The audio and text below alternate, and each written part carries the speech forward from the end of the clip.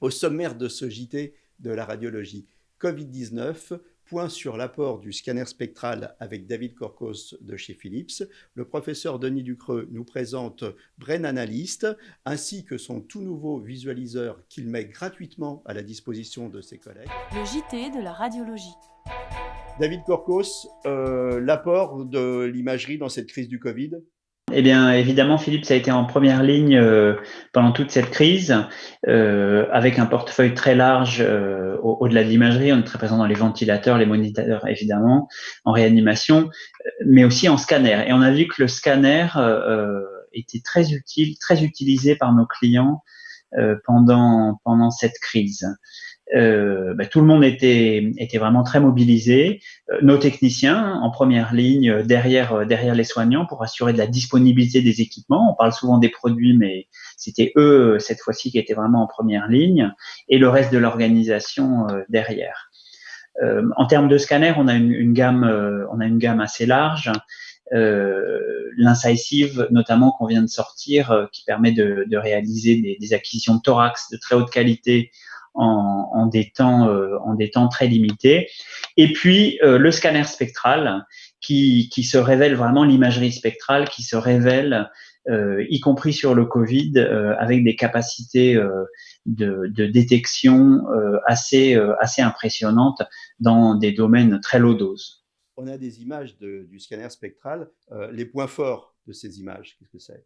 Alors, on voit en fait que l'imagerie spectrale, donc vous voyez en fait on va de l'image conventionnelle à l'image de fusion. On fusionne l'imagerie spectrale et l'imagerie conventionnelle, tout ça avec une seule et même prise. Donc, il n'y a pas besoin de revenir ou de choisir le spectral avec l'Icon. Toutes les prises sont spectrales. Et ensuite, on peut fusionner les images et on voit cette qualité, les couleurs. On est vraiment sur une imagerie de couleurs. On est passé à la couleur, qui permet de bien quantifier les stades de la maladie. Et on voit donc cette progression de la maladie. Donc, le spectral apporte une qualité incomparable par rapport à l'imagerie conventionnelle et même par rapport au scanner.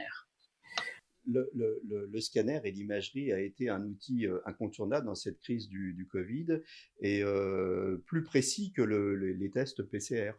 Oui, et d'ailleurs, de nombreux établissements font des scanners. On voit dans le monde entier, la demande de scanners a beaucoup augmenté. Un de nos clients, les Hospices Civils de Lyon, un gros établissement bien sûr, passe tous les patients Covid au scanner parce que ça permet d'aller plus vite que le PCR. Donc, tous les patients passaient au scanner et aux hospices, on a vu l'utilisation de l'imagerie spectrale qui permet de travailler sur un certain nombre de projets de recherche. Et il y aura derrière des papiers, de nombreux papiers seront publiés grâce à l'Icon, donc l'apport de l'imagerie spectrale, notamment dans la lutte contre les Covid. Il y a également toute une série d'algorithmes qui sont développés, des algorithmes d'intelligence artificielle qui vont permettre une meilleure segmentation et du coup de faire vraiment avancer la connaissance. Denis Ducreux, Brain Analyst, qu'est-ce que c'est? C'est un logiciel qui est dédié à la neuroimagerie et qui permet de faire plein d'analyses du cerveau chez des gens normaux ou chez des patients qui sont atteints de différentes pathologies, en particulier des traumas crâniens ou des maladies d'Alzheimer, des tumeurs cérébrales, des accidents vasculaires cérébraux, etc., etc. Et aussi des pathologies psychiatriques. C'est un logiciel qui a été développé pendant 20 ans. Donc, c'est tout, en fait, mon travail académique avec mes 160 publications et mes 2 brevets. Et c'est le fruit de ces 20 années de recherche, voilà, qui est à disposition maintenant de la communauté médicale, qui se veut être une aide pour les radiologues généralistes qui ne sont pas spécialisés en neuroimagerie. On va prendre 2 exemples de la pertinence de l'algorithme. En premier, on va parler de la tractographie et de l'évaluation des fonctions cérébrales. Et vous avez des images qu'on va voir et vous allez nous commenter.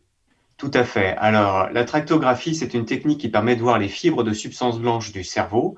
C'est un logiciel qui va se démarquer de tous les autres qui existent parce qu'il va tout faire de manière automatique. Il va utiliser un algorithme d'intelligence artificielle pour extraire des fibres pertinentes de manière anatomique. Et puis, il va aller comparer ces fibres extraites chez un patient ou un sujet normal avec ce qu'il a dans sa base de connaissances afin de savoir s'il y a des zones qui sont altérées ou qui sont normales. Ça, c'est la tractographie. Avec cette tractographie, quand on va faire une analyse plus poussée du cerveau, la connectomique par exemple, on va pouvoir voir comment le cerveau fonctionne. C'est les routes de l'information. La substance blanche, c'est les routes qui véhiculent l'information, et la substance grise, c'est les villes qui produisent cette information. Et bien, grâce à ces techniques-là, on va pouvoir voir comment le cerveau fonctionne. Et chez des patients, par exemple des patients traumatisés crâniens ou des patients atteints de pathologies psychiatriques, on va pouvoir mettre en évidence certaines fonctions qui sont un peu déficientes ou qui fonctionnent moins bien. Il y a 408 fonctions qui sont caractérisées par le logiciel, et ça, c'est tout à fait unique. Il n'y a pas d'équivalent qui existe sur le marché. 408 fonctions. 408 fonctions. Le calcul, les fonctions émotionnelles, la mémoire, les motricités, la vision, enfin, 408 fonctions. Il y en a 200 000 qui existent à peu près dans le cerveau. Il n'y a que 408 qui sont répertoriés dans la base de données. Donc c'est peu, mais c'est suffisant pour donner une appréciation en fait de l'efficience du cerveau ou de la déficience quand il y a des pathologies. Deuxième point sur lequel on va s'arrêter, l'évaluation de l'atrophie pour prédire Alzheimer. Alors oui, c'est donc une technique qui permet de quantifier l'atrophie de substances grises, mais le logiciel ne va pas s'arrêter là, il va aussi quantifier l'atrophie de substances blanches. Dans la maladie d'Alzheimer, on va avoir des zones du cerveau qui vont être plus atrophiées que d'autres, en particulier les régions temporales, mais pas que. Et donc, avec ce logiciel, en fait, on va quantifier l'atrophie de tout le cerveau. Là aussi, ça va se démarquer de la concurrence. Et en plus, on en ajoute à ça la pathologie dans la substance blanche, ce qui permet d'avoir une appréciation vraiment globale du cerveau, et donc de pouvoir prédire dans les années qui viennent, les 5 années à venir, quelles vont être les zones du cerveau qui vont être de plus en plus atrophiques. Et comme on a, grâce à ce logiciel, une base de connaissances des fonctions cérébrales, eh bien de pouvoir prédire les déficiences et donc les pathologies. Votre actu du moment, c'est que en plus de ce logiciel, vous avez développé un visualiseur que vous mettez gratuitement à la disposition de vos collègues. Oui, tout à fait, parce que il manquait en fait aux utilisateurs du logiciel Brain Analyst une interface simple. Donc j'ai développé cette interface de manière à ce qu'on puisse piloter le logiciel comme un radiologue a l'habitude de le faire en cabinet, de manière la plus simple possible, et donc mise à disposition gratuitement pour l'ensemble de la communauté, pas que pour les utilisateurs de Brain Analyst, parce que ça manquait sur certaines plateformes, en particulier sur Linux. Voilà, on va finir avec un aspect plus décalé de votre personnalité. En fait, vous n'êtes pas que sérieux, vous êtes aussi un artiste et vous jouez avec les images issues de la radiologie du cerveau.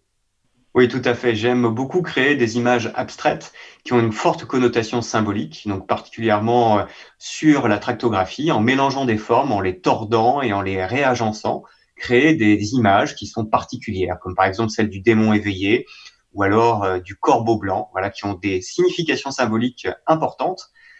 Mais j'adore faire ça, effectivement. C'est un aspect un peu particulier de ma personnalité. Il y a des images, mais il y a aussi des vidéos. Moi, j'ai par exemple bien aimé Man in the Mirror. Vous pouvez voir tout ça sur le site qui s'affiche en ce moment au bas de l'écran. Merci, Denis Ducreux. Merci beaucoup à vous. Le JT de la radiologie.